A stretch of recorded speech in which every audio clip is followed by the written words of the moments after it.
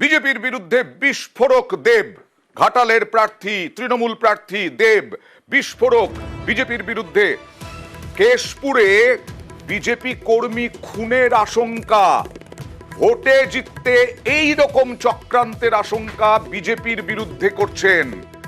কথা বলবো প্রতিনিধি শোভনের সঙ্গে। শোভন, কি বলতে চাইলেন দেব?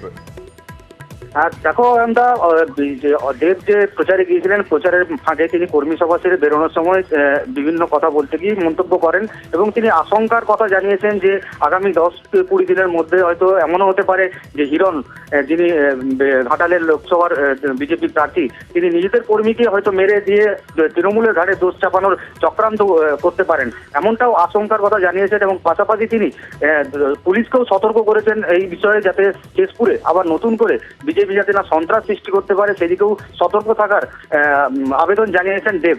এবং ঘাটালে তিনি এই কথা বলার পরেই কিন্তু তা নিয়ে জেলা রাজনীতিতে কিন্তু এক জল্পনা শুরু হয়েছে দেবের এই মন্তব্যকে দিয়ে। শোভন, আসবো তোমার কাছে।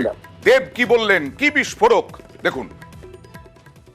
বিজেপি যিনি প্রার্থী এবং বিজেপি দল যেভাবে ঘাটাল লোকসভা কেন্দ্র জেতার জন্য লেগে পড়ে রেখেছে, আমাদের কাছে খবর আছে কি কেশপুরে তারা কোনো একটা ষড়যন্ত্র করে নিজেদের লোককে মেরে তার দোষগুলো আমাদের লোককে দিয়ে এবং একটা অশান্তি সৃষ্টি করে সেটাকে নিয়ে ভোট করানোর চেষ্টা করবে। চলেছে 10 থেকে 20 তারিখের মধ্যে বড় ষড়যন্ত্র করার প্ল্যান চলছে ওদের বিজেপি প্রার্থী এবং তার দলের।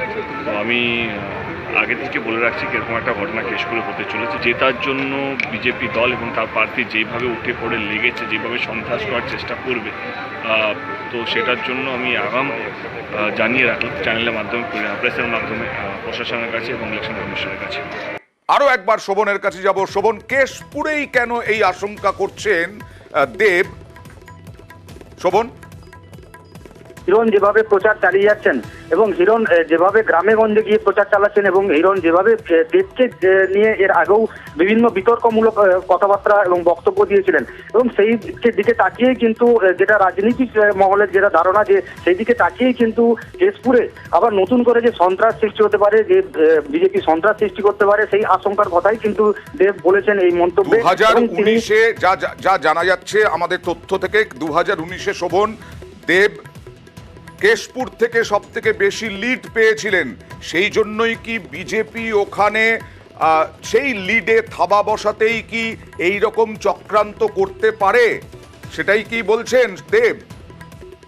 এখনো পর্যন্ত যেটা দেবের মন্তব্যে পরিষ্কার এখনো বোঝা যাচ্ছে না দেব কি আশঙ্কার কথা বলছেন। তবে তিনি যেটা বলছেন যে বিজেপি যেভাবে এই এলাকায় প্রচার চালাচ্ছেন, যেভাবে মানুষকে আগে ভাগে হুমকির একটা সুরে দিচ্ছেন যে তৃণমূল সন্ত্রাস চালাতে পারে, সেই দিকে তাকিয়েই কিন্তু দেবের এই মন্তব্য যে বিজেপি নতুন করে কিন্তু মানুষকে যেভাবে সন্ত্রস্ত করছেন বিভিন্নভাবে ভুল বুঝিয়ে, তা থেকেই কিন্তু দেবের এই মন্তব্য, এবং এই মন্তব্যকে ঘিরেই কিন্তু ইতিমধ্যেই জল্পনার ঝড় উঠেছে জেলা রাজনীতিতে। আমরা দেখব দেব আরেকবার কি বললেন এবং সেক্ষেত্রে স্থানীয় বিজেপি নেতা কি বলছেন।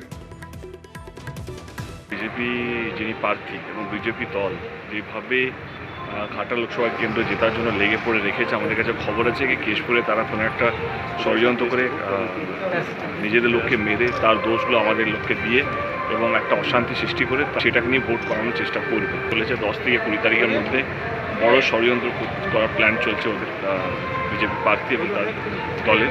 তো আমি আগে থেকে বলে রাখছি এরকম একটা ঘটনা কেশপুরে হতে চলেছে। জেতার জন্য বিজেপি দল এবং তার প্রার্থী যেভাবে উঠে পড়ে লেগেছে, যেভাবে সন্ত্রাস করার চেষ্টা করবে, তো সেটার জন্য আমি আগাম জানিয়ে রাখলাম চ্যানেলের মাধ্যমে, প্রেসের মাধ্যমে প্রশাসনের কাছে এবং ইলেকশন কমিশনের কাছে।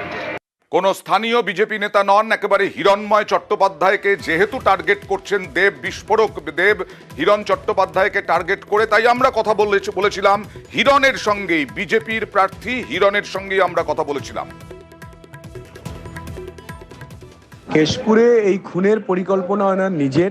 উনি বিজেপির কর্মীকে যেভাবে পিংলায় আমাদের শান্তনু ঘড়ুইকে খুন করেছিলেন কেশপুরে, ওই জন্য বলছেন যে আবার উনি খুন করবেন আমার বিজেপি কর্মীকে, এবং খুন করে উনি সেই রাজনীতি করার জন্য আগে থেকে পরিকল্পনা করে জানিয়ে দিলেন। আমরা এটার জন্য যথাযথ আইন মাফিক যা যা নেওয়ার আমরা সমস্ত ব্যবস্থা নিচ্ছি। বিজেপি কর্মীকে খুন করার পরিকল্পনা করছেন, আমরা নিরাপত্তাহীনতায় ভুগছি, আমরা নির্বাচন কমিশনকে জানাবো আমাদের বিজেপি কর্মীদের নিরাপত্তা দেওয়া হোক। তিনি ভয় দেখানোর জন্য আমার বিজেপি কর্মীদেরকে খুন করার পরিকল্পনার কথা ঘোষণা করেছেন। আমরা সিবিআই তদন্ত চাইবো।